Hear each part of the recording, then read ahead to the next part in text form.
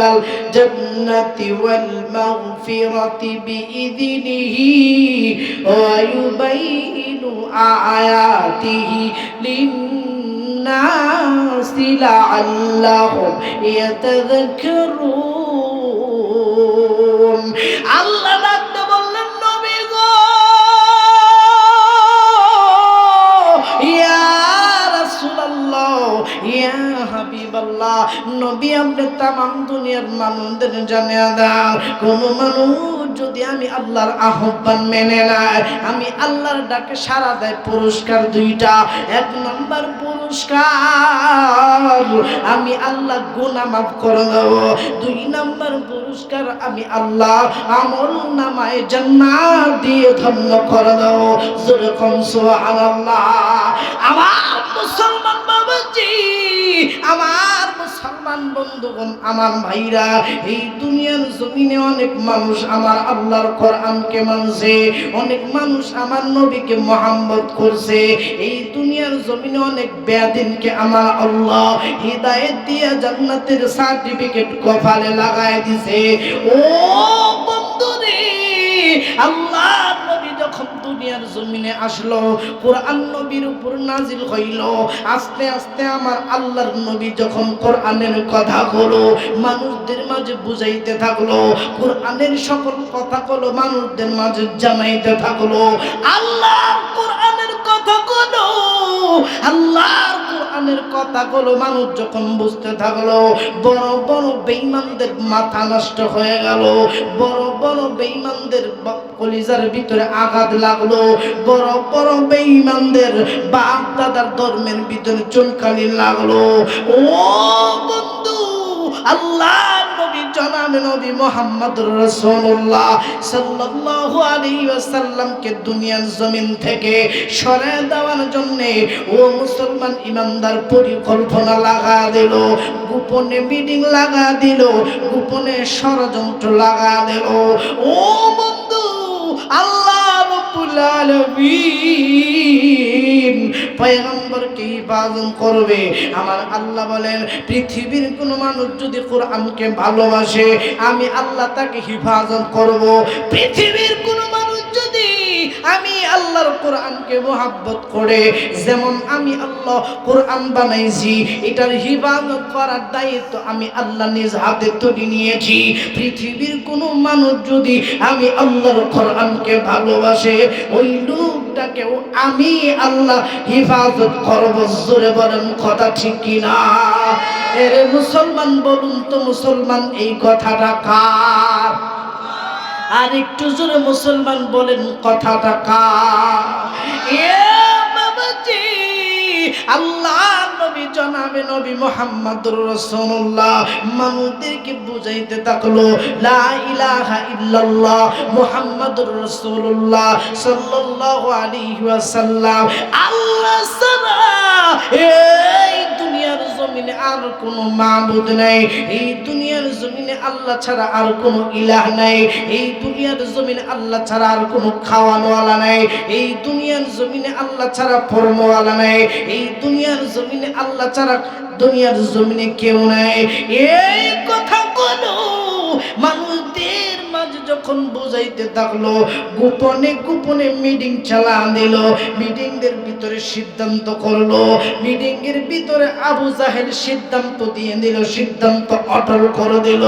Meeting এর ভিতরে বলে দিলেন, মুহাম্মদকে যে ধ্বংস করতে পারবে, মুহাম্মদের কল্লা যে এনে দিতে পারবে, আমি আবু জাহেল 100 লাখ উপহার দেব। তৎকালীন সময়ে মুসলমান ইমানদার উমর মুসলমান হয় নাই। এরে বন্ধু, কিভাবে আমার আল্লাহ এই দুনিয়ার জমিনে দিনটা বাস্তবায়ন করে, একটু কথাগুলো দিলের কান লাগায় শুনে রাখবেন। ওরে মুসলমান বাবাজি, কেন আমি আল্লাহর কথাগুলো মানব না? কেন নবীর সুন্নাত অনুযায়ী চলবো না? আমার দিক তাকান, কোনো দিক ডিস্টার্ব দেবেন না বাজান। আল্লাহর নবীর সাহাবী উমর তখন মুসলমান হয় নাই বাবা, উমর তখন ইসলামের বিরুদ্ধে কাজ করে, উমর তখন মুসলমান হয় নাই। আল্লাহ নবী জনাবে নবী মুহাম্মদুর রাসূলুল্লাহকে মানার জন্য চক্রান্ত চালা দিল। যেই নবীর না বানাইলে আমার আল্লাহ আসমান বানাইতো না, যেই নবীর না বানাইলে আমার আল্লাহ দুনিয়ার জমিন বানাইতেন না, যেই নবীকে না বানাইলে আমার আল্লাহ পৃথিবীর কোনো কলকায়নাত সৃষ্টি করতেন না। এই নবী মুহাম্মদুর রাসূলুল্লাহকে দুনিয়ার জমিন থেকে সরায়া দেওয়ার জন্য চক্রান্ত চালা দিল। আবু জাহেল এইভাবে দাঁড়া বলতেছে, বড় বড় বাবলি চুল্লারা বলতেছে, কে পারবা মুহাম্মদের কল্লা এনে দিতে? আমি তাকে আবু জাহেল পুরস্কৃত করব। ওমর ধরে দিলেন, নেতাজি আমি পারবো মুহাম্মদের কল্লা এনে দিতে, আমি পারবো মুহাম্মদকে ধ্বংস করতে, আমি পারবো মুহাম্মদকে কতল করতে। এবার ওমর ডান্ডা বলেন, নেতা গো, মুহাম্মদের কল্লা যদি এনে দিতে পারি কি পুরস্কার দেবে? এবার আবু জাহেল ডাকতে বলেন, আরে ওমর, তুমি যদি মুহাম্মদের কল্লা এনে দিতে পারো আমি কথা দিলাম 100 লাল উপহার দেব। মুসলমান ইমানদার তৎকালীন সময়ের ভিতরে 100 লাল উটের খুব বড় চাহিদা ছিল, অনেক দাম ছিল। আল্লাহর নবীর সাহাবী ওমর মুসলমান হয় নাই, আবু জাহেল সিদ্ধান্ত দিয়ে দিল, এরে ওমর, তুমি যদি মুহাম্মদের কল্লা এনে দিতে পারো আমি তোমাকে 100 লাল উট উপহার দেব। মুসলমান ইমানদার হযরত ওমর বললেন, তোমার কথা বিশ্বাস করি না, তুমি যদি কাগজে লেখা দিতে পারো আমি ওমর মুহাম্মদের কল্লা এনে দিতে পারবো। এবার আবু জাহেল বললেন, যারে যা ওমর, আমি তোর কথা দিলাম, আমি কাগজে লেখা দিলাম 100 লাল উপহার দেব। এবার মুহাম্মদের কল্লা কাটার জন্য মুসলমান ইমানদার ওমর রাজি হইল। চিৎকার করে মুসলমান বলেন নাউজুবিল্লাহ। এবার হযরত ওমর ডাকতে বলতেছেন, নেতা গো, নেতাদের কথা তো বিশ্বাস করি না, নেতারা সকালে কয় এক কথা, বিকালে কয় আরেক কথা, কথা বলেন ঠিক কিনা? এই কথা কোন কথা ঠিক কিনা? নেতারা সকালে কয় আরেক কথা, বিকালে কয় আরেক কথা, ওদের কথার সাথে কোনো মিল নাই, কথা বলেন ঠিক কিনা? কথা বলেন ঠিক কিনা? এই রকম করে কায়দা করে মাইকটা সামনে রেখে সুন্দর করে বলবেন, ভাইরা আমার, আপনারা যদি আমাকে ভোট দিয়ে নির্বাচিত করতে পারেন আমি আপনাদের এলাকায় যত পাকা বাড়ি আছে ভেঙে কাঁচা বাড়ি করব। কথা কন, কথা বলেন, কথা বলেন। আবার কিছু নেতা বলে, ভাই আমাকে যদি ভোট দিয়ে পাশ করাইতে পারেন আপনাদের এলাকায় যত পাকা রাস্তা আছে সমস্ত রাস্তা কেটে আমি কাঁচা রাস্তা বানাই। কথা বলেন ঠিক কিনা? ওরা সকালে কয় আরেক কথা, বিকালে কয় আরেক কথা, কথা বলেন ঠিক কিনা? দেখেন তো বাজান, কে কথা কয় না? আমার দিক তাকান, আমি কোনো রাজনীতির বক্তব্য দিচ্ছি না। এ বাজান, আমি কিন্তু সব বক্তব্যই জানি, বুঝছেন? আমি সব আলোচনাই করতে পারি, কোনভাবে পাবলিক বসায় রাখতে হয়, কিভাবে পাবলিক নাচাইতে হয়, সব আলোচনা করতে পারি। কিন্তু বাজান, এখন আল্লাহকে ভয় করি। কাকে ভয় করি? কথা কয় না, কাকে ভয় করি? কাকে ভয় করি? আল্লাহকে ভয় করি। আমার মুসলমান ইমানদার, এবার হযরত ওমর ডাক দেয়া বলতেছেন, হযরত ওমর ডাক দেয়া বলতেছেন, নেতাজি আপনি যদি কাগজে লেখা দিতে পারেন আমি আপনার কথার সাথে একমত হয়ে মুহাম্মদের কল্লা কাটবো। এবার যখন কাগজে লেখা দিছে, কাগজে লেখা দেওয়ার পরে মুসলমান ইমানদার তৎকালীন সময়ে দুইজন বড় নেতা, একজন হইল খত্তাবের বেটা ওমর, আর একজন হইল উমর ইবনুল খত্তাব, আর একজন হইল উমর ইবনুল হিশাম। একজন হইল উমর ইবনুল হিশাম হইল আবু জাহেল, আর উমর ইবনুল খত্তাব হইল হযরত উমর রাদিয়াল্লাহু তাআলা আনহু। আমার মুসলমান বন্ধুগণ, এবার আবু জাহেল ডাক দা বলেন, তুমি কি পারবা? সত্যি পারবা? হ্যাঁ, আমি সত্যি পারবো। আবু জাহেল জিজ্ঞাসা করতেছেন, সময় লাগবে কয়দিন? উমর ডাক দেয়া কয়, সময় লাগবে 3 দিন। কয়দিন? এটা আওয়াজ দেয়া কোন বাবা, কয়দিন? একটু জোরে কোন মুসলমান, কয়দিন? 3 দিন লাগবো। আল্লাহ ডাক দেয়া কয়, ও জিবরাইল, নবীর মাধ্যমে খবর জানায় দাও, নবীর কাছে খবর পৌঁছায় দাও, আমি আল্লাহর পক্ষ থেকে আমি বলে দিলাম হযরত উমরের ইসলাম গ্রহণ করতে লাগবে সময় মাত্র 3 দিন। চিৎকার করে মুসলমান বলো সুবহানাল্লাহ। কষ্ট হইতেছে? কথা কন না, কষ্ট হইতেছে? এবার হযরত উমর বললেন, কয়দিন সময় লাগবে? কথা কন না, কয়দিন সময় লাগবে? 3 দিন। এই কথা যখন বলতেছেন, তৎকালীন সময় আমার আল্লাহ রাব্বুল আলামিন নবীর মাধ্যমে জিবরাইলের কাছে খবর দিয়ে দিলেন। জিবরাইলকে খবর দিয়ে দিলেন নবীর মাধ্যমে জানায় দিতে দুনিয়ার মানুষদেরকে আমার আল্লাহ বলতেছেন উমরের ইসলাম গ্রহণ করতে লাগবে সময় 3 দিন। কয়দিন? একটু আওয়াজ দিয়া জোরসে বলো, আরো জোরে, একসাথে। আপনারা যে নির্বাচন করবেন এটা আমি মানতে পারতেছি না, নির্বাচনের আওয়াজ তো এরকম না। সময় লাগবে কয়দিন? আরো জোরে সবাই বলো, জোরসে বলো। একটু প্র্যাকটিস করেন বাজার, কাজে লাগবে। ওই যে একটু আগে সভাপতি সাহেব বললেন না ফেব্রুয়ারিতে নির্বাচন, একটু প্র্যাকটিস করেন, কাজে লাগবে। তো আমার মুসলমান বাপ্পাইরা, ওই দিক থেকে আমার আল্লাহ রাব্বুল আলামিনের নবী 2টা হাত তুলে আমার আল্লাহর কাছে বলেন, ওগো আমার মালিক আল্লাহ, ওগো দয়ার মালিক আল্লাহ, আমি আপনার কাছে হাত বাড়ায় বলি আল্লাহ, এই শহরের ভিতরে 2 জন লোক আছেন আল্লাহ। একজন হইল উমর ইবনুল খাত্তাব, আর একজন হইল উমর ইবনুল হিশাম। আল্লাহ, এই 2 জনের ভিতরে একজনকে যদি আপনি ইসলামের জন্য কবুল করেন, আমি মুহাম্মাদের দ্বীন প্রচার করতে সহজ হয়ে যাবে। আমার আল্লাহ নবীর মাধ্যমে জিবরাইলের মাধ্যমে নবীর কাছে খবর পাঠিয়ে দিল।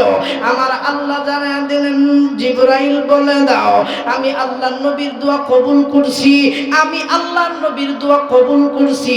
কিন্তু রে জিবরাইল, আমি নবীর দোয়া কবুল করলাম, কিন্তু একটা কথা নবীরে জানায় দাও, 2 জন লোক, একজন হইল উমর ইবনুল হিশাম আর একজন হইল উমর ইবনুল খাত্তাব। আমি আল্লাহ ইসলামের জন্য উমর ইবনুল খাত্তাবকে মঞ্জুরি দিয়ে দিলাম। সুবহানাল্লাহ। এবার হযরত উমর বাড়ি গেছে, বাড়ি যায় বিবিরে ডাক দেয়, কয় বিবি, কয় কি তখন? দৌড়ে এসে আসার পরে কয়, বিবি সবচেয়ে বড় তরবারি যেটা সেটা নিয়ে আসো। এবার বিবি ডাকতে বলেন, স্বামী গো, কোথাও কি যুদ্ধ লাগছে নি? কয় না, যুদ্ধ লাগে নাই, সবচেয়ে বড় তরবারি আনো। আনা হইল বিষাক্ত সাপের বিষ আনো, যেটা সবচেয়ে বিষাক্ত সাপের বিষ। এবার তরবারির এই মাখে মাখায়, এই পাশে মাখায়, এই পাশে মাখায়। এবার ডাক দেয়া জিগায়, স্বামী আপনি তরবারির ভিতরে বিষ মাখান, এই তরবারি দেয়া করবেন কি? এবার উমর ডাক দেয়া কয়, বিবি রে, আমি মুহাম্মদ নবীর কল্লা কাটবো, বিনিময় 100 লাল উট উপহার পাবো। জোরে কল্লা উজুরে। এবার বিবি ডাক দেয়া কয়, মনে মনে কয়, স্বামী গো, আব্দুল্লাহর বেটা মুহাম্মদ তো কারো ক্ষতি করে নাই। তখন এবার বিবিরে ডাক দেয়া বলতেছেন, বিবিরে আমি আজকে যাব না, এই তরবারিটা সুন্দর করে সাজিয়ে রেখে দাও, আর আমার শয়ন কক্ষটা সুন্দর করে সাজিয়ে দাও। আমি শয়ন কক্ষে চলে যাব। আগামীকাল সকালবেলা সূর্য যখন উদয় হবে, সূর্য যখন পূর্ব দিক থেকে এইভাবে উঠবে, আমি তখন প্রকাশ্যে দিবালোকে আমি মুহাম্মদের কল্লা কাটবো। বলুন তো দেখি, হিফাজতের মালিককে? হেদায়েতের মালিক কে? উমরের কল্লা কাটতে সময় লাগবে কয়দিন? কথা কন না, কয়দিন? আল্লাহ বলতেছেন, এই নবী আপনি জানায়া দেন উমরের ইসলাম গ্রহণ করতে সময় লাগবে 3 দিন। কয়দিন? কথা বলেন মুসলমান, কয়দিন? 3 দিন সময় লাগবে। আমার মুসলমান বন্ধুগণ, কোনো দিক ডিস্টার্ব দেবেন না প্লিজ বাজান। আমি এমন একটা আলোচনা আজকে আমি আপনাদেরকে করে দেব বাজান, একটু পরে দেখবেন মাটি শুদ্ধা কান্না করতেছে। কেননা আমি গুনাহগার থাকলে, আপনি গুনাহগার থাকলেও এখানে এমন একজন আল্লাহর বান্দা বসে আছে যার কারণে আমাদের তামাম জিন্দেগির গুনাহ আল্লাহ মাফ করে জান্নাতের মেহমান বানায় দিতে পারে। কথা বলেন ঠিক কি? এই জন্য মুসলমান ইমানদার একটু ধৈর্য সহকারে বসুন। দেখেন প্রচন্ড গরমের ভিতরে আপনাদেরও কষ্ট হচ্ছে, আমরা যারা আলোচনা করছি আমাদেরও কষ্ট হচ্ছে, কিন্তু বাজান কষ্টটা করতেছি কার জন্য? একটু বলেন না কার জন্য? আল্লাহর জন্য কষ্ট করতেছি। এরে বাজান আমার দিক তাকান, কোনো দিক ডিস্টার্ব দেবেন না। এবার হযরত ওমর ঘুমায়া গেলেন। ঘুমায়া যাওয়ার পরে এবার ঘুমায়া যখন গেছেন, এবার আল্লাহ জিবরাইলকে বলতেছেন, জিবরাইল যেহেতু হযরত উমর ইসলাম গ্রহণ করবে, হযরত উমরের মাথার এত বড় বড় চুল, এত বড় বড় চুল নবীর সামনে যখন দাঁড়াইব আমার নবীও কষ্ট পাইব, নবীর সাথে বেয়াদবি হবে। যারে যারে যা জান্নাত থেকে কেসি নিয়া এমন একটা জিন খবর দাও যেই জিনের মাধ্যমে হযরত উমরের চুল কাটটা ছোট করে দিতে পারে। জোরে কল সুবহানাল্লাহ। আল্লাহর নবী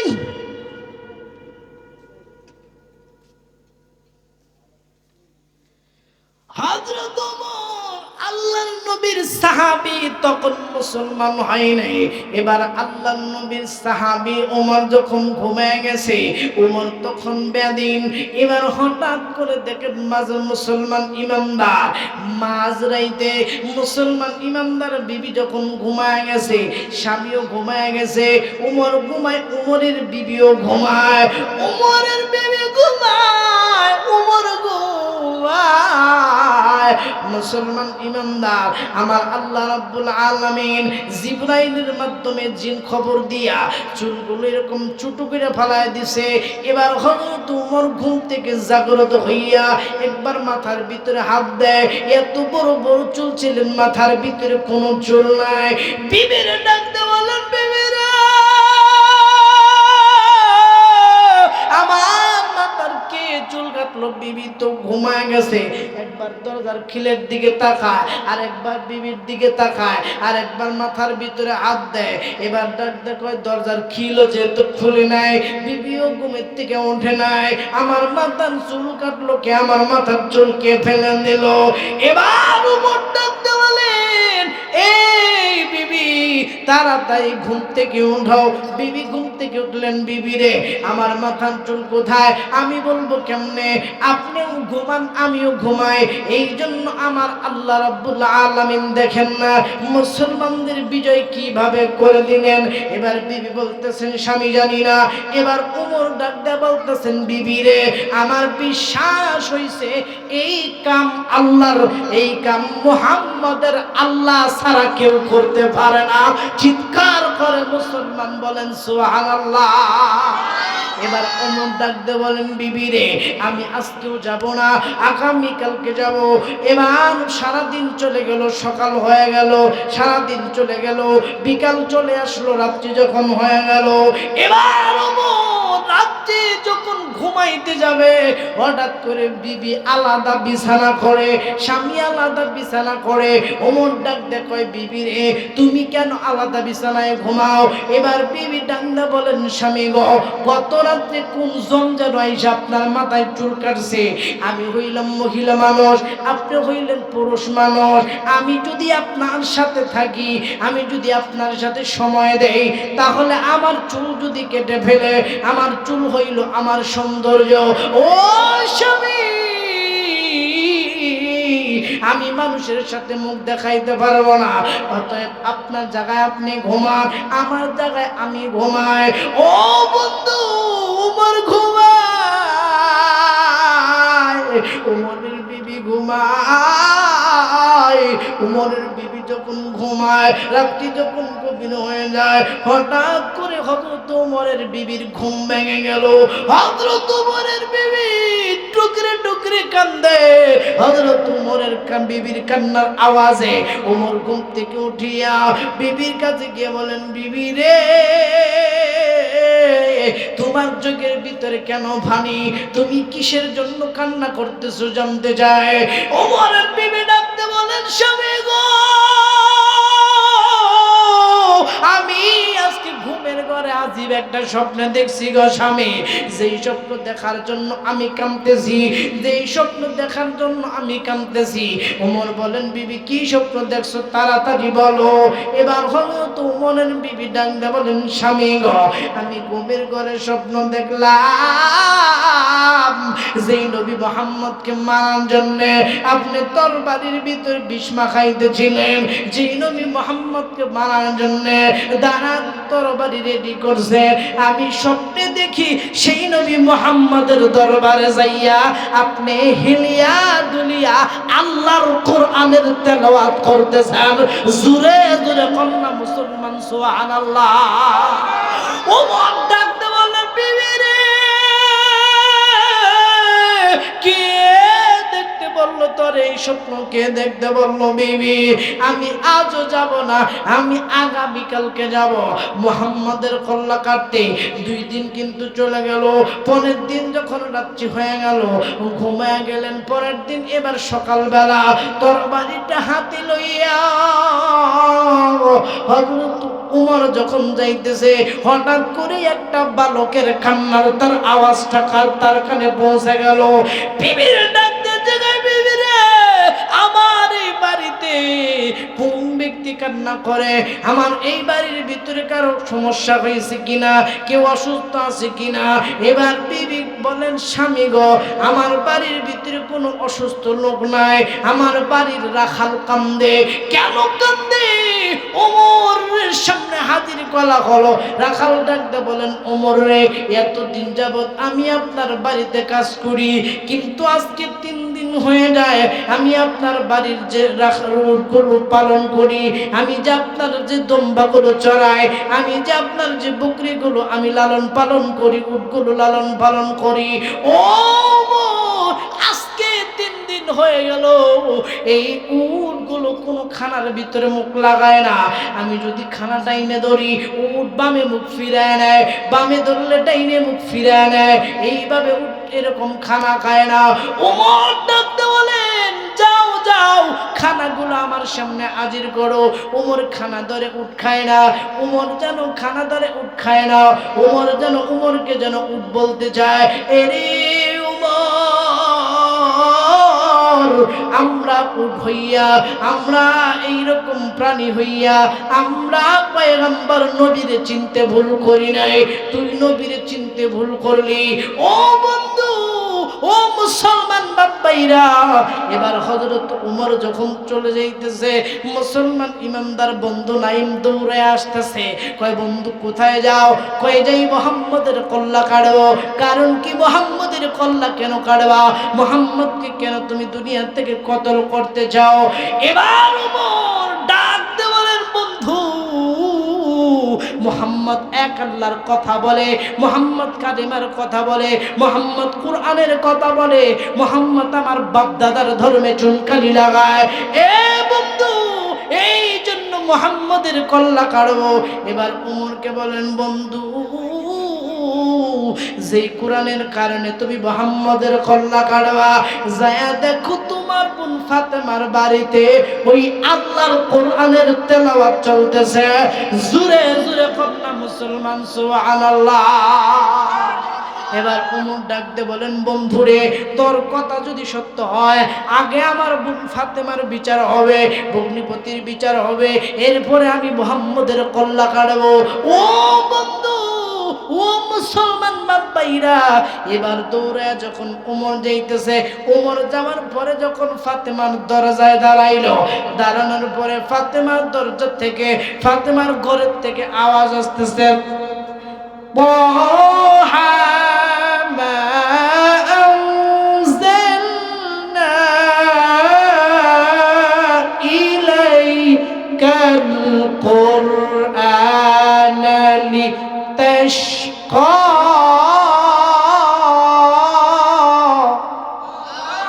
এইভাবে যখন আওয়াজ দিতেছে, হঠাৎ করে হযরত উমর যখন বাড়ির সামনে দাঁড়ায় আছে, ওমর ডাক দেয়, কয় বোন যদি আগে কথা না কয় আমি কইতাম না।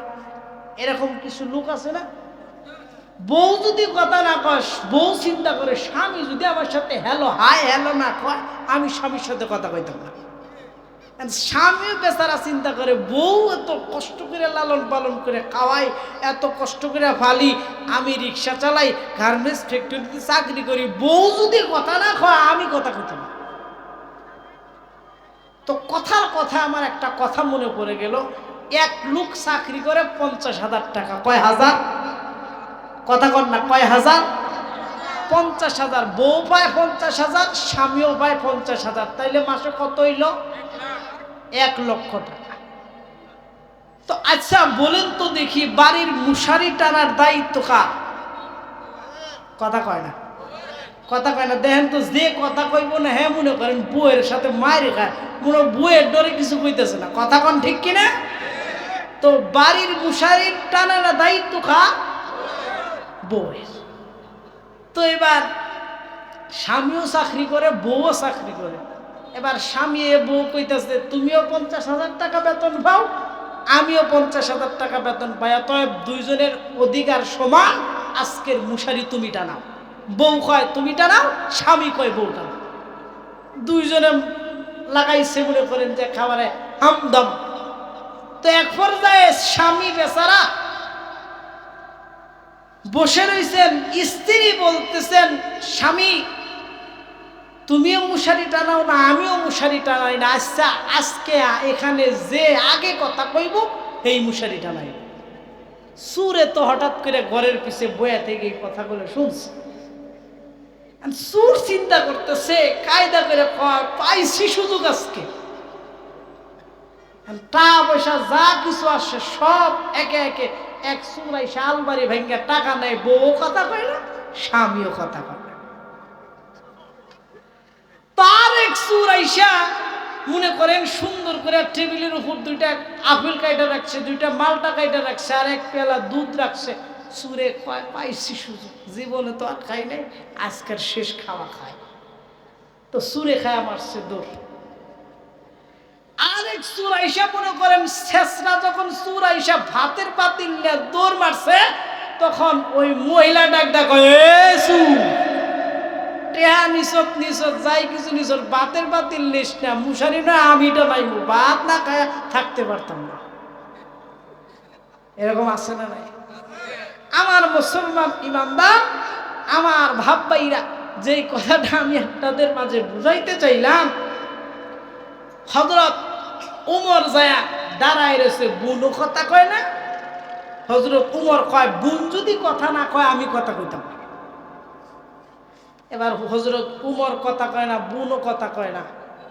এক পর্যায়ে উমর ডাক দেয়, কয় আমি কি শুনতেছিলাম? তখন হযরত উমরের বোন কয়, ভাই যেহেতু কথা বইলেই ফেলাইতেছে, বড় ভাইয়ের সাথে বেয়াদবি করা ঠিক না। হযরত উমরের বোন জবাব দিতেছে, হাযা কালামুল্লাহ,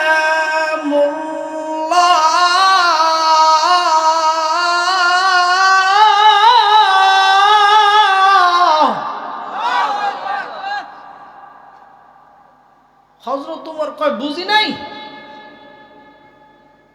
হযরত উমরের বোন বলতেছে, কুল হুয়াল্লাহু আহাদ লিল্লাহুস সামাদ। তখন হযরত উমরের বোন যখন এই কথা বলে, হযরত উমর কয় আমি এখনো বুঝি নাই। তখন হযরত উমরের বোন বলেন, আশহাদু আল্লা ইলাহা ইল্লাল্লাহ।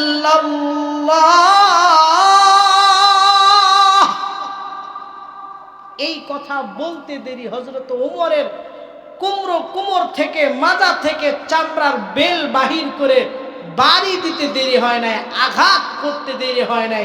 এমন পর্যায়ে আঘাত করতে করতে যখন একেবারে ক্লান্ত হয়ে গেলেন, এরপরেও বোন কালেমা ছাড়ে না। যখন কালেমা না ছাড়ে তখন ওমর বলতেছেন, বোন রে, যেই কালেমা পড়লি এই কালেমা কি আমি পড়তে পারবো? যেই কোরআন পড়লি এই কিতাব কি আমি পড়তে পারবো, ধরতে পারবো? না ভাই, তুমি নাফাক, তুমি আগে পাক হও। হযরত ওমর পাক হইলেন। যদি কোরআন ধরতে চাও মুহাম্মাদের দরবারে চলো। মুহাম্মাদের দরবারে যখন যাইতেছিলেন হযরত ওমর তরবারি উঠাইছিলেন এইভাবে, আর তরবারিটা নিচে নামায় দিতেছেন এইভাবে। এবার সাহাবায়ে কেরাম গুলো নবীর কাছে বসে আছেন। সাহাবায়ে কেরাম নবী ডাক দিয়ে বলতেছেন, নবীকে বলতেছেন, ও নবী, ওই যে দেখেন উমর আসতেছে, উমর যদি আপনার সাথে বেয়াদবি করে আমরা কিন্তু মেনে নেব না। এবার আল্লাহর নবী ডাক দিয়ে বলেন, সাহাবীরা রে, আমি যা জানি তোমরা জানো না, জানাইছেন আমার আল্লাহ। উমর আসতেছে তরবারি দিয়ে কল্লা কাটার জন্য না, উমর আসতেছে নিজের কল্লাটা দেওয়ার জন্য। জোরে কল্লা মুসলমান, সুবহানাল্লাহ। আমার মুসলমান বাবাজি, আল্লাহ নবীর সাহাবী হযরত ওমর নবীর কাছে চলে গেল। নবীর কাছে যাওয়ার পরে এই রকম করে নামাজের সুন্নতে নবীর সামনে বসলো। তরবারিটা নবীর সামনে দিয়া নবীর ডাকতে বলেন, নবী গো, ও নবী, আমি ওমর আপনার কাছে আসছি নবী। আমি এতদিন ছিলাম ভুল পথে, এখন আমি আসতে চাই সঠিক পথে। নবীজি, আপনি আমাদের কালেমা পড়াইয়া মুসলমান বানায় দেন। ও বন্ধু, আল্লাহ নবীকে ডাক দিয়ে বললেন, নবী গো, আমি আপনার যখন চেহারার দিকে তাকাই তখন আমার কেমন জানি মায়া লাগে। আমি আপনার চেহারার দিকে যত তাকাই তত যেন আমার মনটা দুর্বল হয়ে যায়। ও নবী, এতদিন আপনার বিরোধিতা করেছি, আপনার চেহারা কোনোদিন তাকা দেখি নাই। নবী আমার মাফ করে দেন। আল্লাহর নবী দাঁড়াইলেন, ডান হাতটা উঁচু করলেন, হাতটা মুষ্টি করে আল্লাহর নবী নারে তাকবীর বললেন। সাহাবায়ে কেরাম আল্লাহু আকবার বললেন। আল্লাহর নবীর হাতে হাত রেখে আল্লাহর নবীর সাহাবী হযরত ওমর কালেমা পড়ে মুসলমান হয়ে গেল। আল্লাহর নবীর ডাকতে বলেন, নবী গো, এত সুন্দর মায়ার চেহারা আমি আপনাকে কোনোদিন দেখি নাই। ও মুসলমান ইমানদার, আমরা যারা নবীর উম্মত কোনোদিন আমরা নবীরে দেখি নাই, একটু আল্লাহর কাছে বলবো, আল্লাহ স্বপ্নে যুগে হইল নবীরে দেখায়ও। নবী জনাবে নবী মুহাম্মদুর রাসূলুল্লাহ সাল্লাল্লাহু আলাইহি ওয়াসাল্লামের হাতটা ধরিয়া হযরত ওমর মুসলমান হয়ে গেল। মুসলমান হওয়ার পরে হযরত ওমর ডাক দিয়ে বলেন, ও নবী, যে তরবারি ইসলামের বিপক্ষে কাজ করছে, আজকে এই তরবারিটা ইসলামের পক্ষে কাজ করবে। আজ থেকে আর গোপনে আযান দেবেন না, গোপনে দাওয়াত চলবে না, আজ থেকে প্রকাশ্যে দাওয়াত দেবেন। আমি ওমর ইসলাম গ্রহণ করেছি। আল্লাহ রাব্বুল আলামিনের বান্দা হযরত ওমর ইসলাম গ্রহণ করলো। ওমর ইসলাম গ্রহণ করিয়া ওমরের রক্ত মাংস করা মানুষ, আমি আপনিও রক্ত মাংস করা মানুষ। ওমর যদি আমার আল্লাহর জান্নাত দুনিয়ার জমিন থেকে কামাই করতে পারে বাজার, আমি আপনি কেন কামাই করতে পারবো না? ওমর যদি আমার আল্লাহর বান্দা হইয়া, নবীর উম্মত হইয়া, নবীর সাহাবী হইয়া, ওমর ছিলেন বেদিন আগে, এখন মুসলমান হইয়া যদি জান্নাত কামাই করতে পারে বাজান, আমি কেন পারবো না? আপনি কেন পারবেন না বাজান? এরে বাপ্পাইরা, কোনো দিক নজর নেই, কোনো দিক খেয়াল নেই। এই দুনিয়ার জমিনে আমার আল্লাহ রাব্বুল আলামিন মানুষগুলোকে পাঠায় দিছে বাজান। মানুষগুলো আল্লাহর দুনিয়ার জমিনে আসছে, কেউ থাকবো না। বাবাই চলে গেছে, মায়ে চলে গেছে, আমিও কিন্তু থাকবো না।